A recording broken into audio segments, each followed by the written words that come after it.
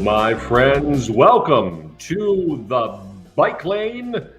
I am your riding partner, Tom Zizka. Glad to see you. How are you? It's the first time we've been together this calendar year because of holiday vacations and news events and headlines and that sort of thing. Not been able to join you, but here we are now. It is the latter part of January, if you can believe it. I'm just kind of adjusting things here on the Bike Lane Control Center. So how the heck are you doing?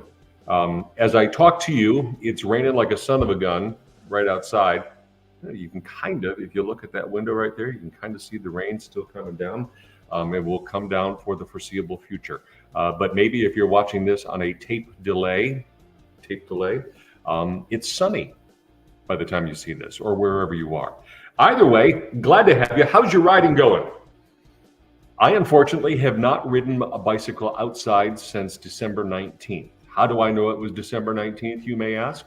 That was my birthday, and I did a trail ride in Sugar Land with my daughter Rampage, who was home from Texas A&M University. She doesn't have a mountain bike, so I said, go ahead, use my full suspension Specialized Epic Comp. She said, great, Dad, I will.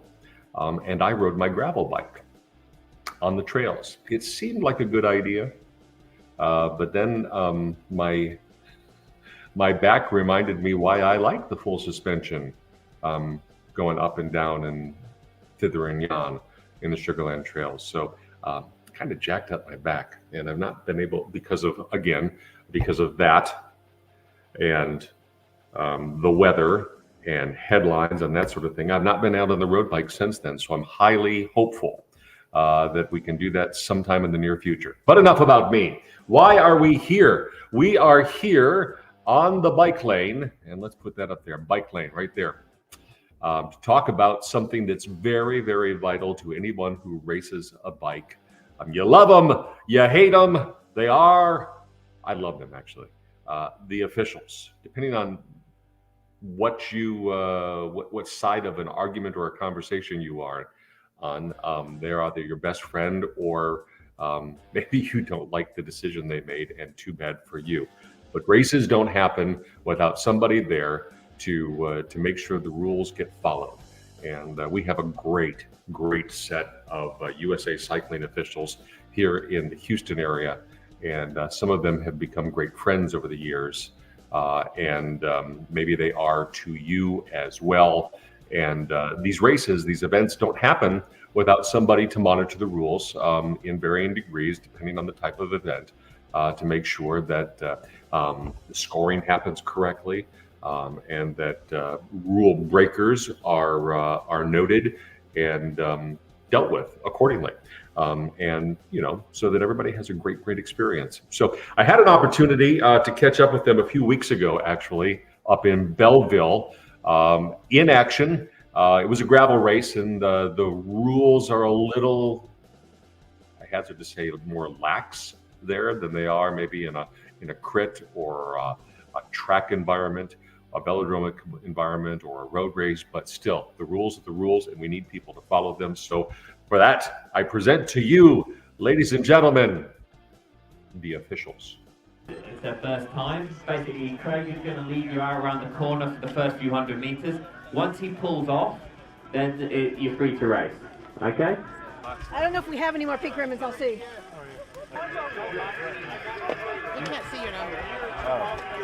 You guys want to roll out, follow Craig, and then when he pulls off, your race is on. Have fun, enjoy.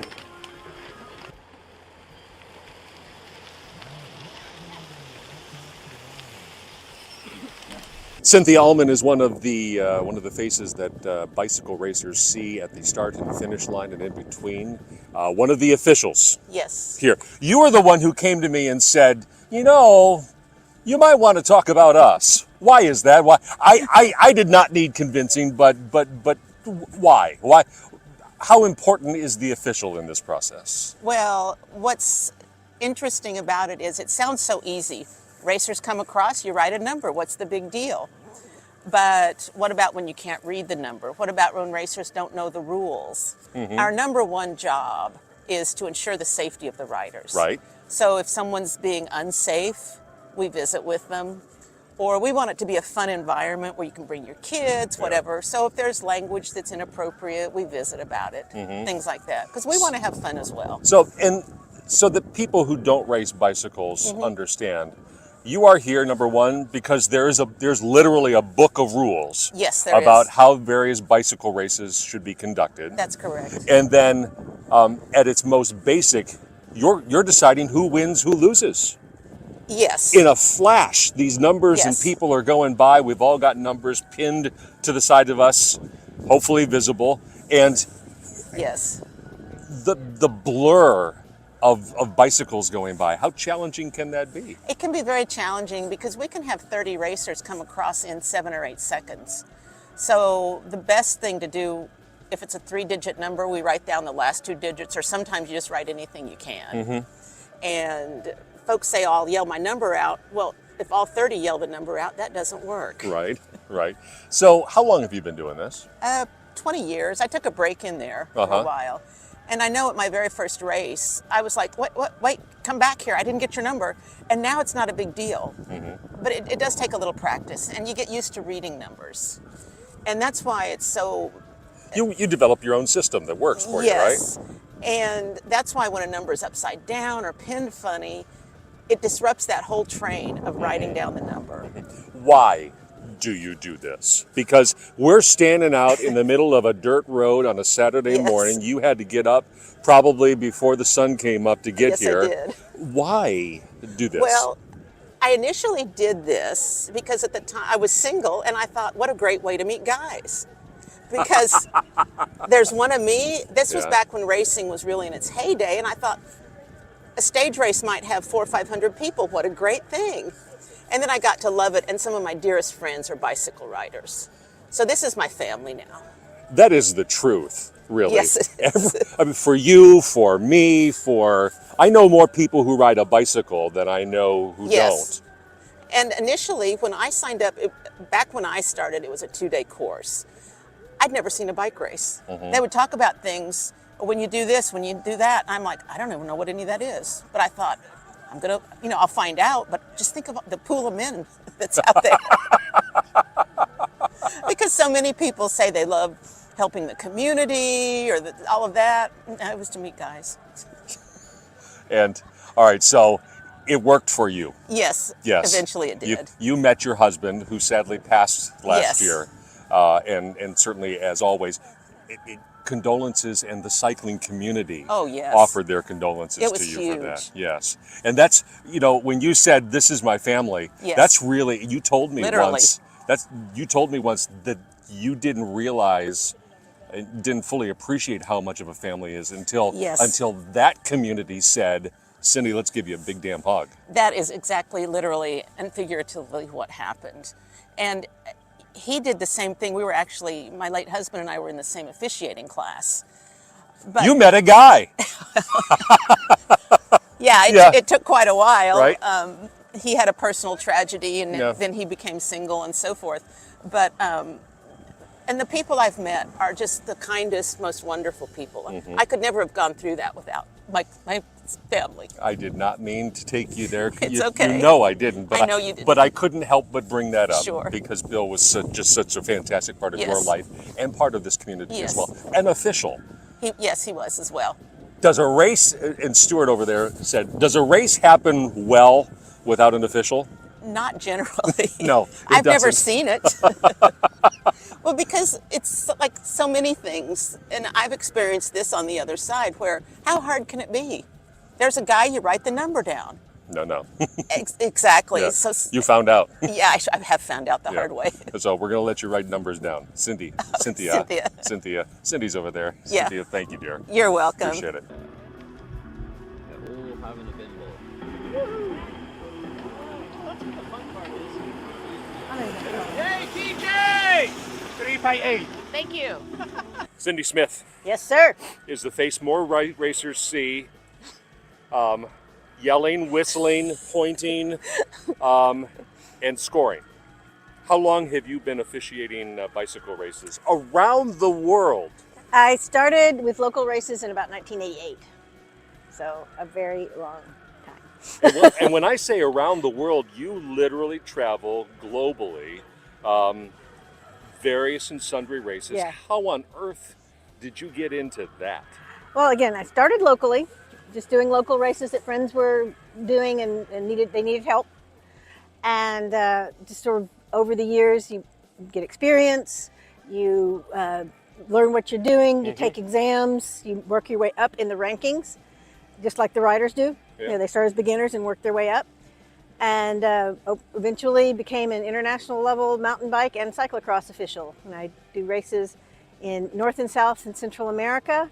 And occasionally I get invited to help with races in the UK. This is your gig, really. Yeah, I'm retired from real work, so this is my life. Is it satisfying? Yeah, it is, most of the time. Yeah, most of the time.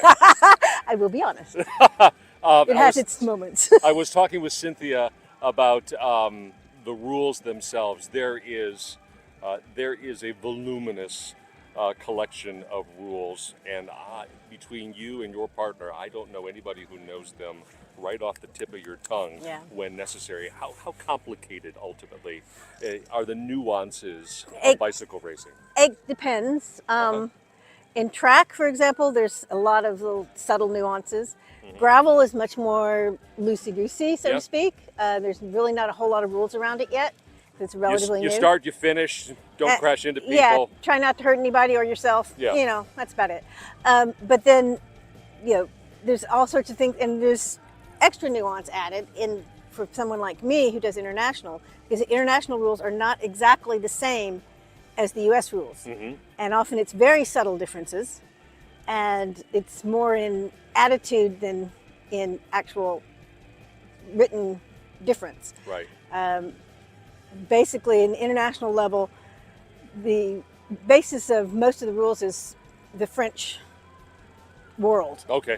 And in the French world, basically, nothing's allowed unless it's explicitly allowed, as opposed to in The French. as opposed to in our world, Right.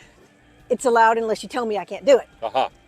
And there's this that's a nuance that Makes a difference. Makes a huge Yeah. difference. And that's actually why I tell people, look, I know where a lot of these rules came from, because having been around as long as I have, I either saw or heard about the situation that someone said, wait a minute, that doesn't seem right that he was able to do that.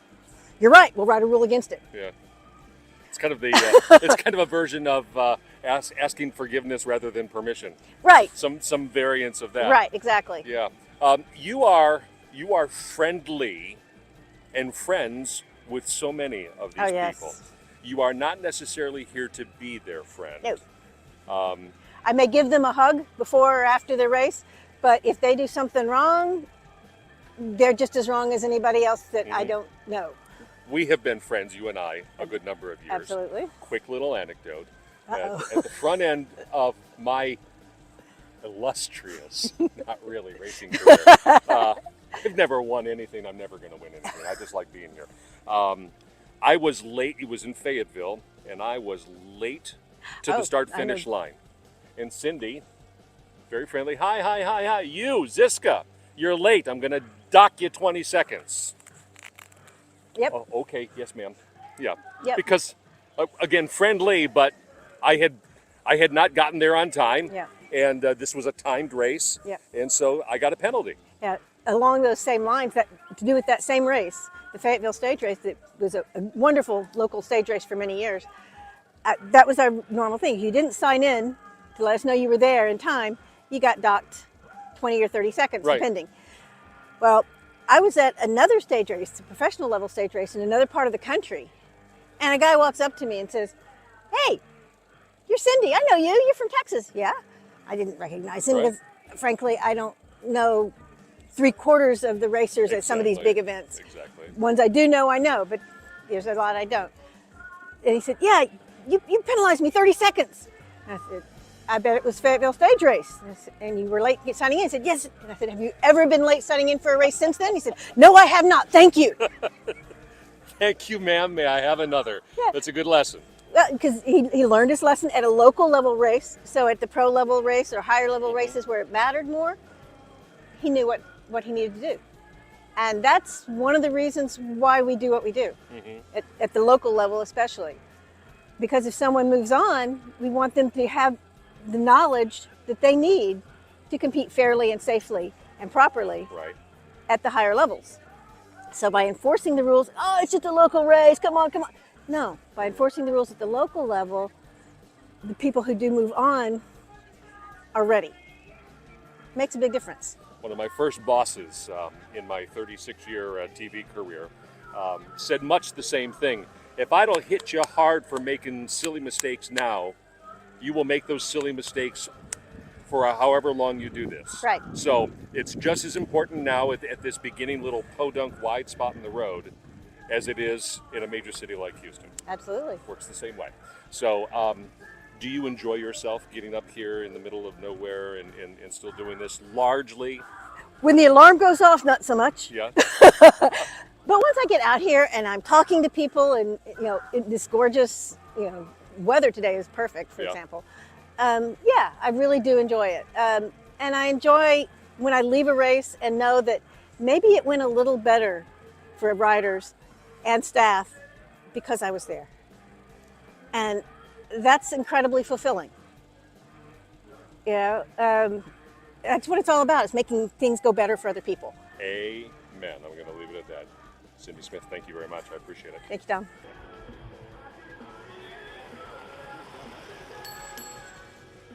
$221, 25. Mike Ledoux is also one of the people that you see if you race bikes everywhere. How long have you been doing this? 35 years. 35 years? You nearly had the hang of it after? Yeah, I've gone through all the different jobs. So we were talking earlier at the velodrome. You probably know more velodrome track racing rules than anybody else. Do you think that's fair? Cindy and I, yeah. Yeah. I was talking with her. Between the two of you, you are encyclopedic with the racing rules. Hopefully, by now, yeah. Yeah. I've come to you so many times, hey, I got a question about this, and you can quote chapter and verse, can't you? That's the trick, is being able to pull it up by page, whatever you need to do. How complicated, from a rules perspective, is the idea of bicycle racing? You need to know the rules, not only for your safety and everything else, but also to exploit them, which is the other side of officiating. Knowing how far someone can go within the rules and still be legal and get an advantage. And that's a factor for particularly accomplished riders in various venues. Yeah, if you know how to work the officials, you're in much better shape. You also, like your partner Cindy, have traveled around the world doing this. Yes. How rewarding is that? It's a lot of fun, actually. I think I've done a lot to help people race their bicycles, but also I'm enriched by what I do, because otherwise I wouldn't do it. If it wasn't fun, wouldn't be doing it. If it wasn't fun, you wouldn't be getting up at the crack of dawn and standing out on the middle of a dirt road out near Belleville, Texas. No, I think this is probably outside my normal envelope, but okay. 5:30 in the morning to come out here and set up in just early dawn. Right. That's pretty typical for races, and will be more typical this year, where we've got to be here earlier because we'll be doing camera work all the time. Camera work meaning what? We run the digital finish line camera that shoots just the finish line and gets the exact finish correct. So the ladies were talking about jotting down numbers, and that's important, but in the blur of cyclists, you can't always see those numbers. You run a camera, and we've seen this before, that you can take an instant of every single moment and see, oh yeah, rider 1 whatever did this and rider 2 whatever did that. Yeah, it shoots a picture that's 1 pixel wide, 10,000 frames a second. So it puts together 10,000 frames for every second on the road and puts that on the screen, and you can definitely tell what people are in relation to each other. What sense do you have of of appreciation for the people who are clipping in on all of these places for the work that you do? Well, I get a lot of compliments and a lot of people who are happy and thank the officials as they come through, but that's the exception, not the rule. There's a lot of people out there who don't really understand that what the job is and how important it is to the people doing it. And if they did, they might be a little nicer. I, for one, hopefully have always given the impression of being thankful because because I am thankful. Yeah, there are fun people out there, and we root for you as you go by. And I can attest to that. I have gone by a number of races where I have heard you say, "Go Tom," Yeah, well, because you know I'm not going anywhere. well, there's a lot of people. I used to be a photographer in this business, and I would hide in the woods somewhere, taking pictures of mountain bike races, and pop out from behind a tree somewhere and have people shocked to see me, and then say, "Hi, Mike," as I go by, and disappear off into the woods, not to see for another half an hour again. You know a lot of these people. Oh yeah. I mean, I'm just sitting there. Well, I've seen you over the years, but just this morning, oh, that's so and so. Oh, that's so and so. This is part of a family to some degree. It is our family. I mean, we don't really have kids or anything, but we have a lot of people in this racing community, a lot of juniors as well. There's a lot of people that we follow and have been instrumental in them having a safe racing career, which is what we're really the most proud of. Let me end with this. What is, do you think, the relative status, relative health of bicycle racing in 2024 now, especially in Texas? I think it's healthy. There are a lot of races, but the actual flavor of the races changes a little bit. Every now and then there'll be some new trend or fad that will direct the racing in another way. And now we have gravel racing, which has become really the de facto style of racing for the state. But there's always going to be crits, there's going to be road races, track, time trials. It just takes somebody to get the urge to put one on, and then we got another race. And somebody in a blue shirt who can come make sure that the rules get followed. Hopefully we're not a barrier to any of that. We want everyone to know that we're available to work, and we will do their races, and they'll be safe, fair, and fun.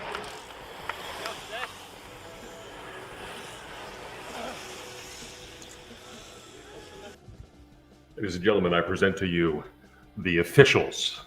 If you race, and if you have never said thank you to either of those three people or any of the others that you may encounter wherever you may go and clip in for a race, say thank you, because there is, I mean, they get paid a little bit, not a lot, but most of it is passion that brings them there. And it's passion that got them to the start-finish line to watch you or me or us or whomever clip in and try to do something and keep us within the rules. So my thanks to Cynthia, Cindy, and Mike for chatting with me on the side of the start-finish line there in Belleville. And thanks to all the people who clip in and race.